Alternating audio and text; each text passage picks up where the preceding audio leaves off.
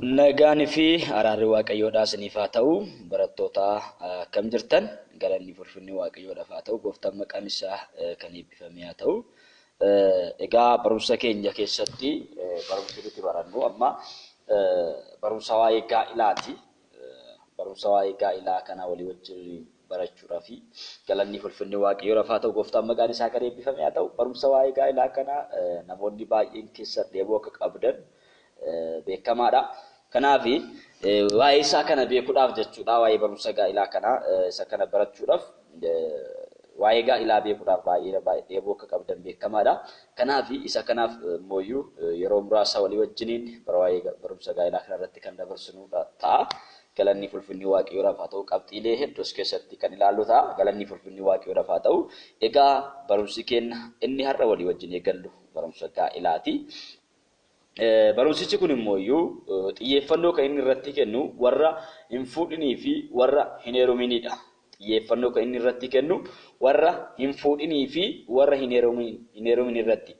Yoo ta'e iyyuu xiyyeeffannoon isaa warra hin fuunee fi warra hin heerumne irratti yoo ta'e iyyuu warra fuudhaniifis immoo akeeka jireenya isaaniitiif yookaan immoo haala jireenya isaaniitiif ba'eessa kan ta'e yookaan immoo kan fudhatamaa ta'edha. Isaaniifillee kan barbaachisudha jechuudha. Isaanillee yoo dhaggeeffatan waa keessaa hubatu, haala jireenya isaaniitiif waa keessaa hubatu jechuudha. Haala adeemsa isaaniitiif waa keessaa hubatu, haala karaa isaaniitiif waa keessaa hubatu, haala amma irra jiran kanaaf waan irraa hubatan qabu jechuudha. Galanni ulfinni waaqayyoodhaaf haa ta'u, xiyyeeffannoon isaa warra hin fuuneef warra hin heerumne irratti yoo ta'e iyyuu warri fuudhaniif warri heeruman illee yoo dhaggeeffatan isaaniif maalidha? Bu'aa qaba. Galanni ulfinni waaqayyoodhaaf haa ta'u, gooftaan maqaan isaa kan eebbifame. Egaa barumsa kana ilaalchisee namoonni baay'een hubachuu barbaadu. Akkas maalitti akka amantichaatti hubachuu barbaadu jechuudha. Akka seera amantichaatti namoonni baay'een hubachuu barbaadu. Akka seera amantichaatti namoonni isaaniif hin galu. Waan ta'eef akka biyya lafaatti waan beekaniif akka seera amantichaatti isaaniif hin galu waan ta'eef yookaan immoo akka seera waaqayyootti isaaniif hin galu waan ta'eef namoonni yeroo hundumaayyuu kan fayyadaman akka biyya lafaa kanaatti fayyadamu. Akka biyya lafaa kanaatti wal fuudhu, akka biyya lafaa kanaatti wal heerumu. Akka biyya lafaa kanaattis immoo erga wal fuudhanii booda maal godhu? Walii wajjin jiraatu. Macaafni qulqulluun garuu akkas miti. Gaa'ilaaf macaafni qulqulluun iddoo guddaa qaba. Galanni ulfinni waaqayyoodhaaf haa ta'u, gooftaan maqaa isaa kan eebbifame haa ta'u. Gaa'ila irratti ilaalchi baay'een badee jira. Gaa'ila irratti wanti baay'een badeera. Warra fuudhan biratti badeera, warra hin fuune biratti badeera. Wanti baay'een gaa'ila irratti wal keessa makameera. Isa wal keessa makame kana immoo barumsa kana sirriitti duukaa buutanii kan hordoftan yoo ta'e, barumsa kana dhaggeeffattan yoo ta'e wanta gurguddaa waaqayyoos keessaas hin barsiisa. Galanni ulfinni waaqayyoodhaaf haa ta'u, gooftaan maqaan isaa kan eebbifame haa ta'u. Egaa gaa'illi jalqabatti kan uumame jalqabatti kan inni uumame gaa'illi waaqayyo jalqabatti akkuma nama uumeen jechuudha gaa'ilas uume. Jalqabee waaqayyo gaafa afaan isaa keessaa dubbatu maal jedheetoo dubbate? Seera uumamaa 2:26 irratti koottaa nama akka bifa fakkaattii keenyatti uumna, isaaniif dhiiraa fi dhalaa goone yookaan dhiiraaf dubartii goone hidhuumna. Galanni ulfinni waaqayyoodhaaf haa ta'u, gooftaan maqaa isaa kan eebbifame haa ta'u. Jedhee waaqayyo jalqabee gaafa dubbatu dhiiraaf dubartii goone uumna jedhe. Dhiiraaf dubartii goone too uumna jedhe. Dhiiraaf dubartii godhee waaqayyo nama tokko uume. Galanni ulfinni waaqayyoodhaaf haa ta'u. Dhiiraa fi dubartii godhee nama tokko uume. Eenyudha inni? Addaam isa jedhamu. Addaam inni jedhamu jalqabatti dhiiraa fi dubartii ta'eeti kan inni uumame jechuudha. Dhiiraaf dubartiidha. Dubartittiinis cinaacha isaa keessa turte, innis kophaa isaa osoo hin taane gaafa dhalatu dhiiraa fi dubartii ta'eeti. Jalqabumatti waaqayyo yommuu dubbatu maal jedhe? Dhiiraa fi dubartii goonee uumna erga jedhee booda jalqabatti addaamtu argame yookaan addaamtu mul'ate. Addaamaa mul'atu malee Hewaan Addaamin keessa turte. Galanni ulfinni waaqayyoodhaaf haa ta'u, gooftaan maqaa isaa kan eebbifame. Hewaan Addaamin keessa turte. Jalqabee Hewaan Addaamin booda waan dhufte osoo hin taane al tokko walii wajjin uumaman. Ilaalcha kana sirriitti beekuu qabna. Namoonni ilaalchi dubartootaaf kennanii yookaan immoo ilaalchi dubartiif kennan dhiiraaf kennan garaagarummaa qaba. Dhiiraatu dura argamee maal jechuun jira? Miti waaqayyo jalqabuma gijee dubbatu maal jedhee? Nama uumna jedhee, nama uumna erga jedhee booda dhiiraaf dubartii goonee uumna. Galanni fulfinni waaqayyo dhafaatu. Dhiiraaf dubartii godhee waaqayyo tokko uume. Kuni maali gochuu mul'isa? Hewaan Addaamin keessatti taa'uun maaliif barbaachisee waaqayyo gisee sanitti Hewaaniif Addaaminus gargaratti dhiiraaf dubartiin uuma jedhee Hewaanis Addaamis gargaratti maafi uumne jettanii yoo kan gaafattan ta'e Hewaanii fi Addaam nama lamaa miti. Hewaanii fi Addaam nama lamaa miti. Akka ilaalcha waaqayyootti gaa'illi har'allee yommuu laallame akka ilaalcha waaqayyootti kan akka ilaalcha kiristaanummaatti gaa'illi nama lamaa miti. Abbaan manaa fi haati manaa tokkodha. Galanni fulfinni waaqayyo dhafaatu. Gooftaan maqaan isaa kan eebbifame. Abbaan manaa fi haati manaa tokkodha. Waaqayyo koottaa hin uumnaa gaafa jedhu maal jechuu isaati? Koottaa jechi jedhu jecha tokko ol ta'uu isaa agarsiisa. Jecha tokko ol ta'uun isaa maal agarsiisa? Abbaa, Ilma, Hafuura Qulqulluu ta'anii nama gaafa uuman isaan kun Abbaan, Ilmi, Hafuurri Qulqulluun tokkodha. Abbaan, Ilmi, Hafuurri Qulqulluun akkaataan isaanitti tokko ta'aniif yookaan immoo akkaataan isaanitti walii wajjin jiraatan akkaataan isaan jireenya isaanii yoo qoratamee ilaalamu akka beekamuu hin dandeenye isaan tokko ta'uu bichaa beekta. Waan biraa wanta irraa beeknu qabnu tokko ta'uu isaanii bichaa beekna. Abbaan, Ilmi, Hafuurri Qulqulluun tokko, hojiin isaanii tokko, dubbiin isaanii tokko, jireenyi isaanii tokko jennee Abbaan, Ilmi, Hafuurri Qulqulluun tokko ta'uu akkuma labsinu haati manaa fi abbaan manaa qaama tokko. Galanni fulfinni waaqayyo dhafaatu. Yesuus maqaan isaa kan eebbifame haa ta'u. Kanaaf abbaa manaa fi haadha manaa waaqayyo yommuu laalu abbaa manaa yoo laalu haati manaas abbaa manaa keessa. Haadha manaa yommuu laalu haati manaas abbaa manaa ishee keessa ta'uu ishee waaqayyo beeka. Ilaalcha waaqayyootti tokko jedhee yaama waaqayyo. Walitti qabsiisee jedhame. Gooftaan keenya Yesuus Kiristoos isa waaqayyo walitti qabsiise namni gargar baasuu hin danda'u jedha.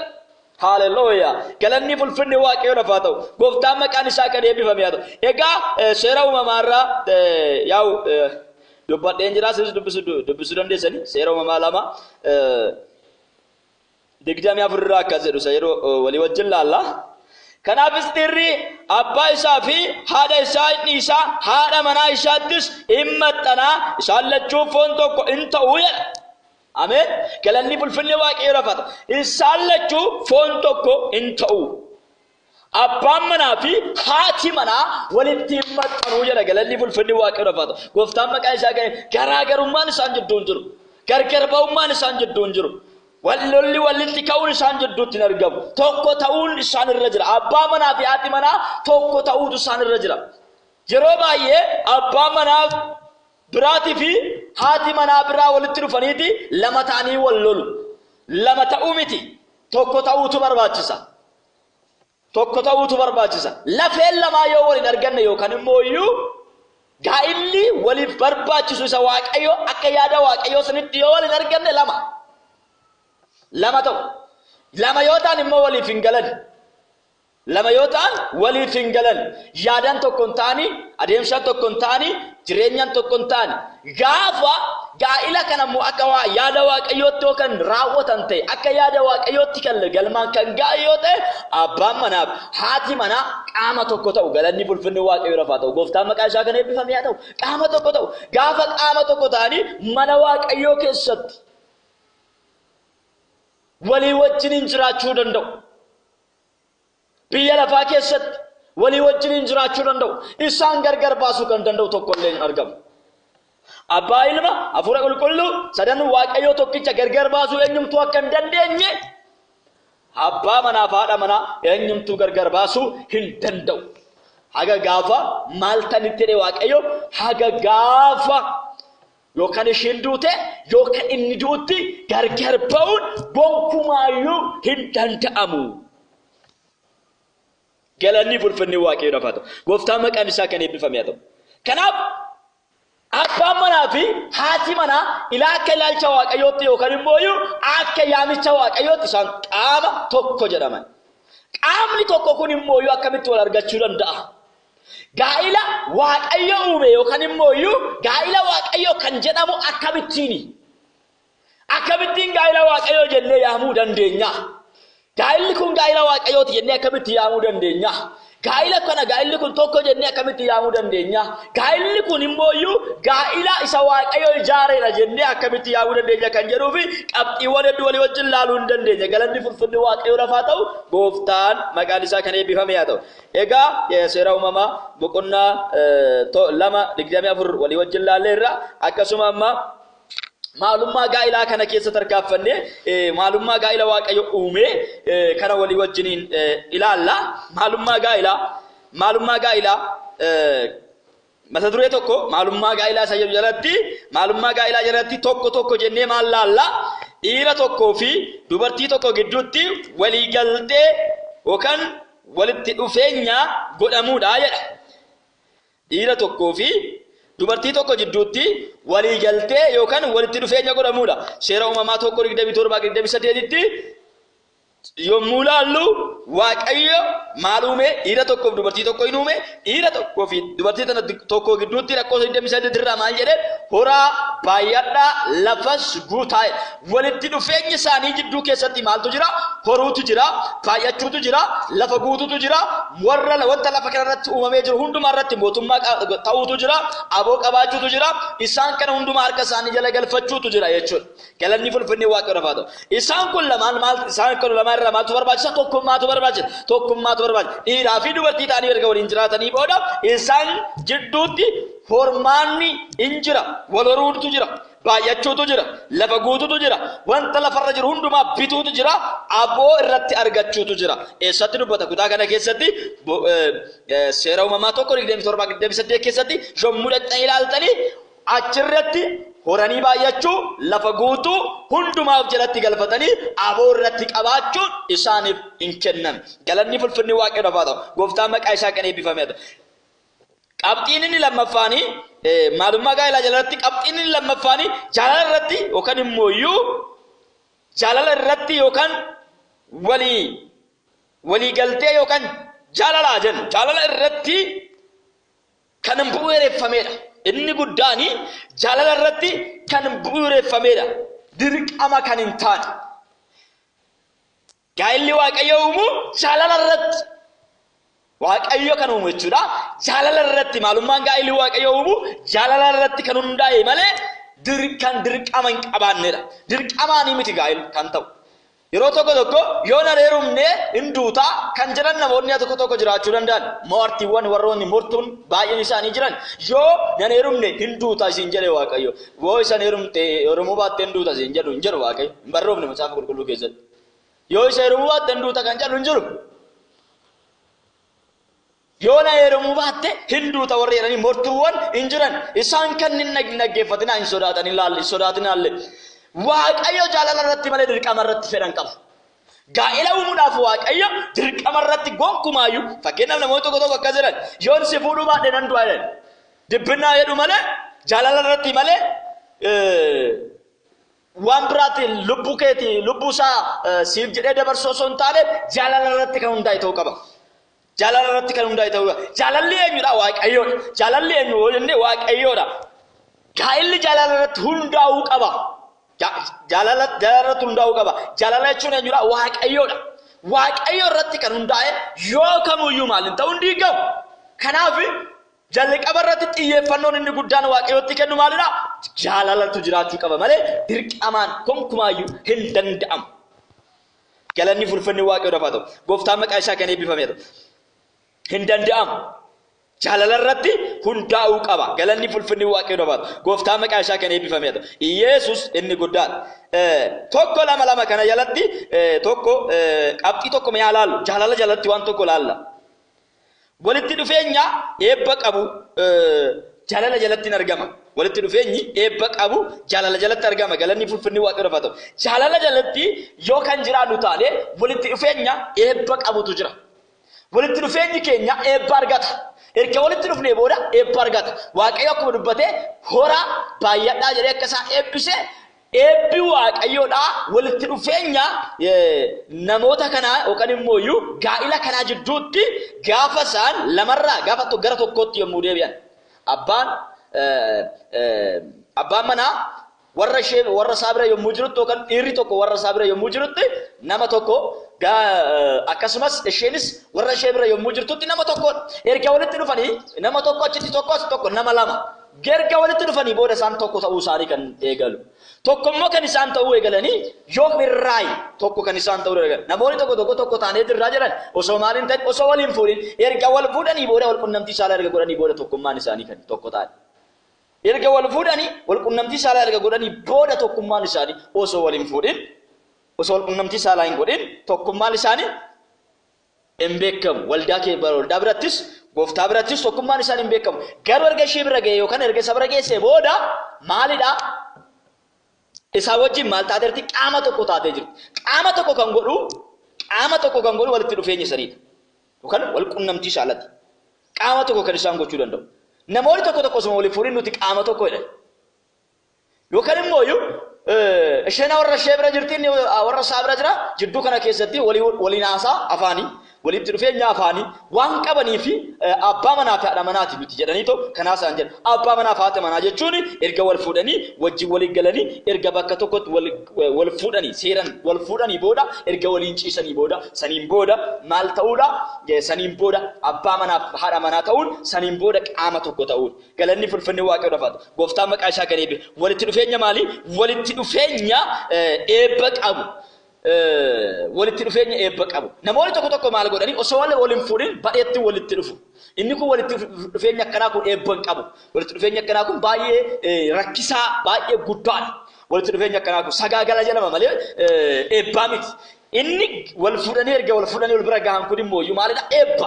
Achi jidduutti waaqayyootu argama. Jaalala waaqayyootu argama. Tokkummaa waaqayyootu argama. Yeroo sanitti jaalalli waaqayyoo jidduu isaatti waan argamuuf isaan jidduutti wal horuun baay'achuun wanta hundumaa irrattis aboo godhachuun fi karaa hundumaan eebbifamuun maal ta'a isaan jidduutti hin argama. Galanni fulfinni waaqayyoo dhafaatu. Gooftaan maqaan isaa kan eebbifame haa ta'u. Egaa macaafa qulqulluu irraa macaafa fakkeenyaa 18:22 irratti sagalee waaqayyoo akkas isa jedhu walii wajjin ilaalla. Egaa walitti dhufeenyi cimaan gaa'ila jidduutti yoo hin jiraanne gaa'illi walitti dhufeenya hin qabne yookaan immoo walii galtee hin qabne jaalala irratti kan hundoofne yeroo kamuu maal ta'uu hin danda'u? Dhaabachuu hin danda'u. Yoo kamuu dhaabachuu hin danda'u. Fakkeenya irratti akkas jedha. Fakkeenya 18:22 akkas jedha. Galanni fulfinni waaqayyoo dhafaatu ta'u. Gooftaan maqaa isaa kan eebbifame haa ta'u. Akkas jedha.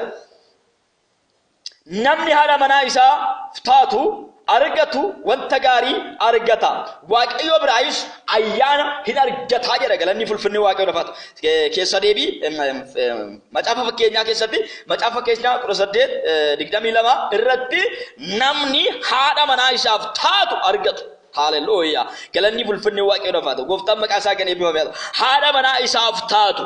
Haati manaa isaaf taatu. Kan isaaf taatu filachuu qaba. Kan isaaf taatu laallachuu qaba. Kan isaaf taatu kan isheedhaaf taatu laallachuu qabdi ishiin illee. Soqachuu qabdi, laaluu qabdi, kadhachuu qabdi, barbaaduu qabdi, soquu qabdi. Kan isaaf taatu soqxee argachuu qabdi. Kan isaaf taatu soqee argachuu qaba. Kan isheedhaaf taatu immoo isheenis maal taatu qabdi? Soqxee argachuu qabdi. Erga soqxee argattee booda immoo kan isaaf taatu ta'uu isaa, kan ishee ta'uu ishee, qaama ishee ta'uu ishee yookaan immoo lafee ishee ta'uu ishee mirkaneeffachuun ishee irra jira. Galanni fulfinni waaqayyoo kutaa kana keessatti dubbii cimaatu dubbatama. Dubbii cimaatu dubbatama kutaa kana keessatti. Baay'een itti gammada. Galanni fulfinni waaqayyoo dhafaatu. Maal jedhaa? Namni haadha manaa isaaf taatu argatu wanta gaariin argataa jedha tokkoffaa irratti. Wanta gaarii argata. Wanti gaarii hundumtuu isa biraa hin dhabamu jedha. Jireenya gaariin isa biraa hin dhabamu. Dubbii gaariin isa biraa hin dhabamu. Adeemsi gaariin isa biraa hin dhabamu. Uffannaa gaariin isa biraa hin dhabamu. Maaliif wanta hundumaafuu baay'ee namatti tolti jechuudha. Baay'ee namaaf taate haati manaa. Baay'ee nama gargaarti haati manaa. Galanni fulfinni namoonni baay'een gaa'ila yommuu gaa'ila godhatanii mana hidhaatti galuudha jedhan. Mana hidhaatti galuu osoo hin taane jannatatti galuu barbaa fakkaata. Jannata biyya lafaati haati manaa. Galanni fulfinni waaqayyoo dhafaatu. Gooftaan maqaa isaa kan eebbifame. Haadha ilaalcha haadha manaatiif qabdan jijjiiramuu qaba. Ilaalcha abbaa manaatiif qabdan jijjiiramuu qaba. Namoonni baay'een warroota akka haala waaqayyo amala waaqayyootti yookaan immoo akka jaalala waaqayyootti warroonni hin fuune yommuu wal nyaatan yommuu wal ajjeesan yommuu wal miidhan yommuu rakkina walirraan gaallaaltanii gaa'illi baay'ee ciggaasisaadhaan jeenaa gaa'illi baay'ee gaariidha. Gaa'illi baay'ee gaariidha. Namoota tokko gaa'illi mana hidhaati jedhan kuni oduu sobaati. Gaa'illi mana hidhaa miti. gaa'illi hidhamanii taa'uu miti. Gaa'illi ulfina waaqayyooti. Waaqayyootu uume. Wanta waaqayyoo uumedha. Gaa'ila baay'isaatii gaa'ila jaaladha. Gaa'illi jaalatama. Hojii waaqayyootiif jettanii kan dhiiftan yoo ta'e malee, wangeela hojjechuudhaaf jettanii kan dhiiftan yoo ta'e malee, isarraa kana beek qaama keessan qabachuu dandeessanii yookaan immoo fedha foon keessanii qabachuu dandeessanii too sagaagalummaa irraa hin dandeenya jettanii of dandeessanii kan jiraattan yoo ta'e malee gaa'ila tuffatina. Gaa'illi baay'ee gaariidha. Biyya lafaa irratti gaa'illi jannata. Galanni fulfinni waaqayyoo lafaatu. Gooftaan maqaan isaa gad eebbifame. Yesuus inni guddaan. Waliin bareeda. Dhiiraaf dubartiin waliin bareedu. Dhiiraaf dubartiin yoo waliin jiraatan baay'ee bareeda. Baay'ee gaariidha. Baay'ee namatti tola. Galanni fulfinni waaqayyoo lafaatu. Gooftaan maqaan isaa gad eebbifame. Yesuus inni guddaan. Akkasiniif galuutan sin barsiisan yoo sin barsiisu akkasiniif galuutan akkasiniif ifa ta'utti sin barsiisa. Galanni fulfinni waaqayyoo lafaatu. Kanaaf maal jedha waan gaariin argataa jira inni tokkoffaan.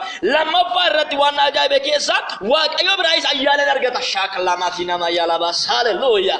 Galanni fulfinni waaqayyo lafaatu. Waaqayyo biraayis ayyaana argata. Simpoo argata. Simpoo sin argata. Ayyaana sin argata waaqayyo biraa. Maalidha kun? Waaqayyo gaa'ila irratti xiyyeeffannoo guddaa akka kenne argaa. Waaqayyo gaa'ilaa wajjiniin walitti dhufeenya guddaa akka inni qabu argaa. Ayyaana nama sanaaf hin kenna. Nama gaa'ila uumate, ishee gaa'ila uumateef, isa gaa'ila uumateef waaqayyo ayyaana isaa hin dhangalaasadha. Dibata isaa irratti hin dhangalaasa. Namoonni baay'een erga gaa'ila argatan yookaan immoo erga fuudhanii erga heerumanii booda dibanni waaqayyo kan isaa irratti ta'eetoo ulfinni waaqayyo isaa irratti ta'eetoo kan tajaajilaa. Jalqaba warroonni jalqaba dibamni jedhanii tajaajilan yommuu erga fuudhanii booda immoo dibanni isaanii dachaa yommuu ta'u, jireenyi isaanii dachaa yommuu ta'u, jaalalli isaanii dachaa yommuu ta'u, wal gargaaru waan ta'eef, wal baatu waan ta'eef, inni tokko yoo ka tajaajilu ta'e isheen hin kadhattiif. Inni kan tajaajilu yoo ta'e isheen hin kadhattiif. Isheen kan tajaajilu yoo ta'e inni hin kadhataaf. Lamaanuun tajaajilu yoo ta'e wal gargaaranii waliif kadhatu. Galanni fulfinni waaqayyo lafaatu. Gooftaan maqaa isaa kan eebbifame. Yesuus inni guddaa. Gaa'illi baay'ee gaariidha. Biyya lafaa kana keessatti maal nan jedhee jannata. Jireenya bara baraadha. Tsiyoonitti galuudha. Galanni fulfinni waaqayyo biyya lafaa kana keessa tsiyoonitti akka waan tsiyoonitti galtanitti ilaala. Gaa'ila kamtu faallaa? Gaa'ila walirraa faallaa ta'etu ibidda bara baraa fakkaata inni sun. Gaa'illi walirraa faallaa ta'e malee ibidda bara baraa fakkaata. Ibidda bara baraa fakkaata. Gubannaa bara baraa fakkaata. Gaa'illi akkasuma yoo walitti hin galle gubannaa bara baraati. Yoo walitti gale jireenya bara baraati. Galanni fulfinni waaqayyo lafaatu. Gooftaan maqaa isaa kan eebbifame. Akka jireenya bara baraatti fudhatamu. Biyya lafaa kana keessatti gammachuu guddaa qabda. Biyya lafaa kana keessatti waaqayyo wajjin jiraachuudhaaf, waaqayyo tajaajiluudhaaf, mana waaqayyo keessa deddeebi'uudhaaf, gufannaa baay'ee ooluudhaaf baay'ee gaa'illi si gargaara. Galanni fulfinni waaqayyo lafaatu. Gooftaan maqaa isaa kan eebbifame. Gaa'illi baay'ee kan namatti toludha. Baay'ee namatti tola gaa'illi. Maakiliyaameetii namas sheekileemee yaalamaus. Haleluuyaa. Waaqayyo bira ayyaana argataadha. Ayyaana in argata waaqayyo bira. Maaliif gaa'ila jidduutti waaqayyo wanta kana hojjechuu waan barbaadeef. Eshi jaalala jalatti ammas qabxii lammaffaa yommuu laallu gaa'ila qulqulluudha. Walitti dhufeenyi isaanii gaa'illi qulqulluudha. Walitti dhufeenya hundumaa irras adda kan ta'edha. Walitti dhufeenyi isaas hundumaa irraa maalidha? Adda kan ta'edha. Gaa'illi qulqulluudha. Walitti dhufeenyi isaas hundumaa irraa maalidha? Adda kan ta'edha. Galanni fulfinni waaqayyo lafaatu. Gooftaan maqaa isaa kan eebbifamu. Baay'ee gaariidha gaa'illi. Baay'ee qulqulluudha gaa'illi. Abbaan manaa haadha manaa isaa wajjin yommuu walitti dhufeenya godhu hojii ciggaasisaa hojjetaa miti. Hojii gaariidha. Waaqayyo biratti fudhatamaa kan qabu. Garuuyyuu haadha manaa isaa kan hin taane wajjin yookaan immoo qaama isaa kan hin taane wajjin yoo wajjin wal qunnamtii godhu waaqayyo biratti waaqayyo biratti wanti akkasii ciggaasisaan hin jiru. Baay'ee ciggaasisaa baay'ee jibba. Waaqayyo. Galanni fulfinni waaqayyo lafaatu. Gooftaan maqaa isaa kan eebbifame. Yesuus inni guddaadha. Ammas sadaffaa qabxii sadaffaa jaalala jalatti qabxii sadaffaa maalummaa gaa'ilaa laalaarra. Maalummaa gaa'ilaa walii wajjin laalaa jira. Maalummaa gaa'ilaa jalatti qabxii sadaffaa jala maalummaa gaa'ilaa jalatti tokkoffaa maal laalleerra dhiiraaf dubartii ta'anii walitti kan dhufan jennee laalleerra akkasumas immoo jaalala irratti kan murteeffame yookaan immoo jaalala irratti kan bu'uureffame yookaan jaalala irratti kan dhaabate dirqama kan hin qabne jennee jaalala kana jalatti maal laalleerra qabxiiwwan laalaa jirra. Qabxii sadaffaan akka jira tokkummaa Kiristoosii fi waldaa kiristaanaa kan calaqqisiisudha. Gaa'illi tokkummaa Kiristoosii fi waldaa kiristaanaa kan calaqqisiisudha. Tokkummaa Kiristoos waldaa kiristaanaa wajjiniin qabu kan maal godhu kan calaqqisiisu kan mul'isudha. Maaltu gaa'illi sirrii? Gaa'illi Waaqayyoodhaaf tokkummaa Kiristoos waldaa wajjiniin qabu, tokkummaa Kiristoos ilma namaa wajjiniin qabu, tokkummaa Kiristoos amantoota wajjiniin qabu maal godha? Hin mul'isaa. Ashuu galanni fulfinni Waaqayyoodhaaf haa ta'u. Efesoon irratti Efesoon 5:31-32 irratti ilaaluu dandeenya. Gaa'illi macaafa qulqulluu dubartii amante ta'uu qabdi. Gaa'illi macaafa qulqulluu dhiira amane ta'uu qaba. Galanni fulfinni Waaqayyoodhaaf haa ta'u. Gaa'illi macaafa qulqulluu dubartii amantuu tokkoo fi dhiira amanaa tokkodha. Akka fedha gooftatti hamma du'aatti utuu gargar hin ba'in walii wajjin kan jiraatan yookaan immoo wal jaalachuu fi wal gargaaranii jiraachuuf walii galanii yommuu murteessan waldaan kiristaanaa dhugaa hin baatii isaan dhageeffattee murtii isaanittis yommuu walii galtu akkaataa sirna gaa'ilaa qabduun waldaan kiristaanaa sirna isheedhaan raawwatti yommuu maal ta'ani gaa'ilan inni sirriini duraan dursitee kan ta'u maalidha? Dhiira tokkoof dubartii tokko jidduutti dhiira amanaa tokkoo fi dubartii amantuu tokko jidduutti yommuu ta'u isaan kunniin walii galtee isaanii duraan dursitee waldaan hin laalti. Walii galteen isaanii hagam kan jedhu waldaan hin qoratti, yeroo fudhattee qoratti, sanatti laalti. Erga laaltee booda akka sirna mataa isheetti jechuudha. Waldaan sirna mataa ishee qabdi. Waldaan hundumtuyyuu sirna mataa ishee waan qabduufi sirna mataa isheetiin akka sirna mataa isheetti maal gooti? Gaa'ila kana iniiti yookaan immoo tokko gooti. Galanni fulfinni Waaqayyoodhaaf haa ta'u. Gooftaan maqaa isaa kan eebbifame. Efesoon 5:31-32 irratti akkas jedha. Caafanni qulqullaa'aan sababii kanaa fi irrii abbaa manaa fi haadha manaa isaa inni isaa abbaa isaa fi haadha isaa inni isaa haadha manaa isaattis inni maxxana. Isaan lachuu foon tokko hin ta'uu jedha. Dubbiin kun dhoksaa gadi fagoo of keessaa qaba. Inni waa'ee waldaa kiristaanaa fi waa'ee waldaa kiristaanaa hin dubbata. Inni waa'ee Kiristoosii waldaa kiristaanaa hin dubbata. Dubbachuu isaati. Galanni fulfinni Waaqayyoodhaaf haa ta'u. Gooftaan maqaa isaa kan eebbifame haa ta'u. Kanaaf maal jechuu isaati? Tokkummaa Kiristoosii fi waldaa kiristaanaa jidduutti calaqqisiisa. Tokkummaa Kiristoosii fi waldaa kiristaanaa jidduu jiru maal godhaa? Gaa'illiin calaqqisiisa. Hin mul'isa. Ifa godha.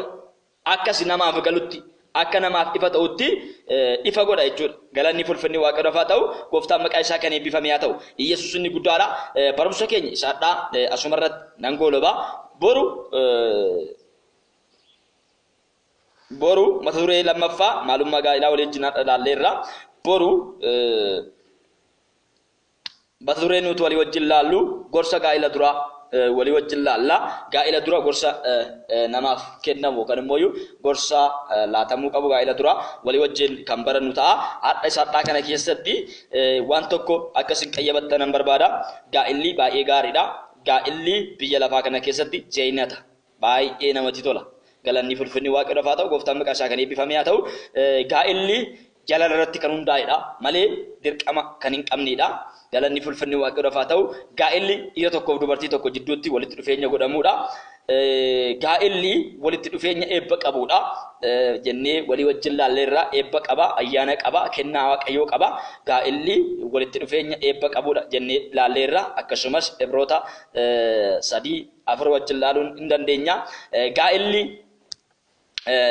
galanni fulfinni waaqayyoodhaaf haa ta'u gaa'illi qulqulluudha walitti dhufeenyi isaas mudaa kan hin qabneedha jennee laalleerra baay'ee qulqulluudha gaa'illi galanni fulfinni waaqayyoodhaaf haa ta'u tokkummaa Kiristoos fi waldaa kiristaanaa kan calaqqisiisu kan mul'isuudha jennee laalleerra Efesoon 5:31 hanga 32tti walii wajjin laalleerra gaa'illi macaafa qulqulluu keessatti dubartii amantuu fi dhiira amanaa tokko jidduutti kan godhamuudha jennee laalleerra waliigaltee godhamuudha waliigaltee kanas immooyyuu dhiira amanaa fi dubartii amanaa tokko jidduutti waldaa kiristaanaa ilaalti waliigaltee isaanii ilaalti tokkummaa isaanii ilaalti jaalala isaanii ilaalti murtee isaanii ilaalti erga kana laaltee booda murteen jiraachuu qaba jaalalli jiraachuu qaba tokkummaan jiraachuu qaba isa kana hundumaa erga qorattee laaltee booda wanta ijoowwan kanneen erga laaltee booda maal gooti akka seera mataa isheetti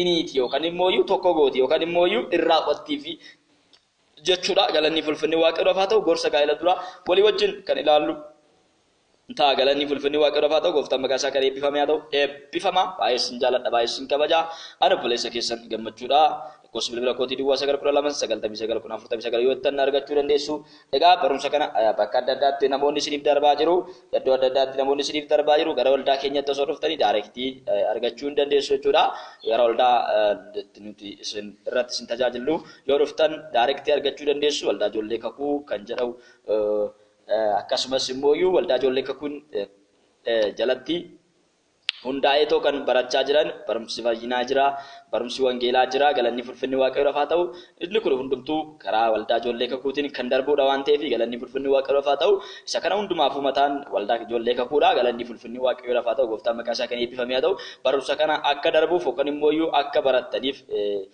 carraaqqii kan gochaa jiru waldaa ijoollee kakuudha galanni fulfinni waaqayyoodhaaf haa ta'u akkasumas waldaa ijoollee ifaa keessa kan jirtan barumsa kana duuka buutanii sirriitti barachuu hin dandeessu galanni fulfinni waaqayyoodhaaf haa ta'u isinis ga'ee qabdu keessaa waan ta'eef jechuudha waldaan ijoollee kakuu waldaa ijoollee ifaa wajjin walitti dhufeenya guddaa qabu galanni fulfinni waaqayyoodhaaf haa ta'u gooftaan maqaa isaa kan eebbifame haa ta'u waldaa ijoollee kakuu keessaa waldaa ijoollee ifaa keessaa walitti dhuftanii walii wajjin tajaajiluu hin dandeessu waliif kadhachuu hin dandeessu wal tajaajiluu hin dandeessu kennaa qabdanii wal tajaajiluu hin dandeessu waaqayyoo jidduu keessanitti jira waaqayyo sin gargaara waaqayyo sin barsiisa karaa hundumaanuyyuu jechuudha galanni fulfinni waaqayyoodhaaf haa ta'u barumsa kanas bakka tokkotti waldaan ijoollee ifaa waldaan ijoollee kakuu bakka tokkotti walitti qabamanii kan barachaa jiranidha galanni fulfinni waaqayyoodhaaf haa ta'u waldaa biraa keessa isin immooyyuu namoonni fedha gaa'ilaa barachuu barbaadan yoo jiraattan